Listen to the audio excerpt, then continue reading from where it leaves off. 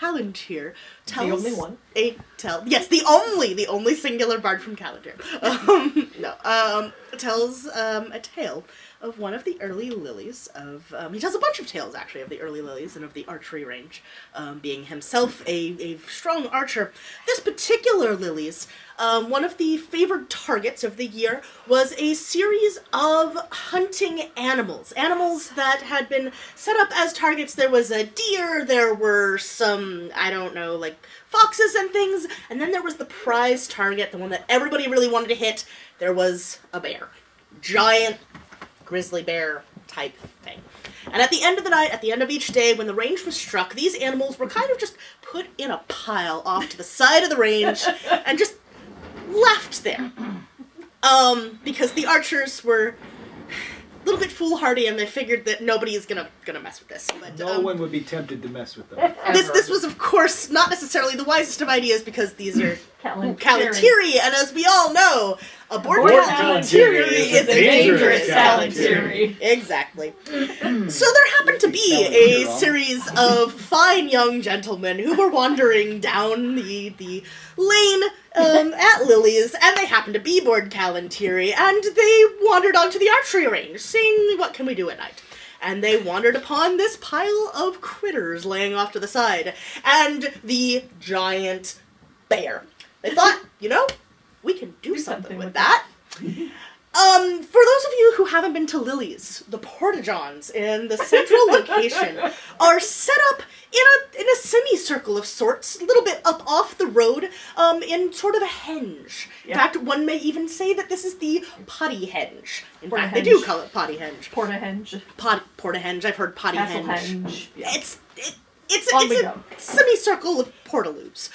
And so these intrepid young jokesters dragged this giant bear up onto the road, down the road, and up to the portaloos, and they stuffed it inside one of those with a red glow stick. Yep. Oh my. Thinking this is going to be amazing for whatever poor hapless soul wanders in there, it's going to be entertaining.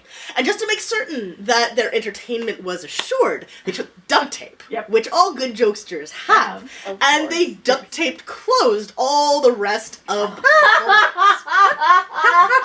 alcohol may or may not have been involved in this decision making. For that. In any case, pocket knives eventually were used to open the rest. But. So they go scurrying off to a good place to watch and see, and sure enough, a short while later, a young woman, a thin but tall young woman, comes wandering up the road, sleepy and... possibly also drunk. Wandering, no, actually, and you will hear why. She was definitely not drunk in this case. Fine, very, very tired, but not drunk. So she goes up to the first portaloo and, this is an opening, okay? Second, this is an opening. Third, and and there's a bear! Looks like it's from the gates of hell! Staring up at her. And she does what any person would do upon seeing this vision. She screams. Yes. Loudly. Yes. And from a nearby camp, a giant roar comes up. Yep. Find out this wonderful young statuesque woman is a girl. 11-year-old girl, in fact, who comes by her height honestly. Because her father at the nearby camp is like 6 foot 6, 7, 8. I don't know his name. Dolan does. So if you can hear this story from him, he knows the story. It's hysterical. So, the wonderful Papa, behemoth of a man, comes scrambling up over the henge to find out who hurt his little girl. Yeah. And, of course, our wonderful, intrepid jokesters go scurrying to the four winds like a cockroach that has suddenly seen the light. No one, of course, knows the names of said jokesters. They are kept secret to protect the not-so-innocent. But let this be a warning for all of you who might want to mess with the critters at Penn's.